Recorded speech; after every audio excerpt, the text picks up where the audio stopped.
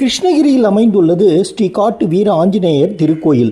இங்குள்ள மூலவர் சிற்பம் ஒரே கற்பாறையின் மீது செதுக்கப்பட்டுள்ளது இதனுடைய சிறப்பாகும். கிருஷ்ணதேவராயர் காலத்தில் அனுமான் பக்தர் ஒருவர் தென்னிந்தியா முழுவதும் வலம் வந்து காணப்படும் பாறைகளிலும் மலைகளிலும் அனுமான் வலதுபுறம் திரும்பி தலை மேல் நோக்கியும் வாள் தூக்கி நின்றவாறும் வாளில் சிறிய மணி ஒன்று கட்டியவாறும் இவர் பல சிற்பங்களை செதுக்கினார் என்று கூறப்படுகிறது. இந்த ஆலயத்தில் இன்னொரு அதிசயம் என்னவென்றால், மூலவர் சன்னதிக்கு இடதுபுறம் பாறையின் மீது சிறிய நந்தி தேவன் காட்சியளிக்கிறார். இவர் வளர்ந்து கொண்டே வருகிறார் என்று கூறுகிறார்கள். அரியும் சிவனும் ஒரே இடத்தில் தோன்றி பக்தர்களுக்கு காட்சியளிப்பது மிகவும் விசேஷமாகும்.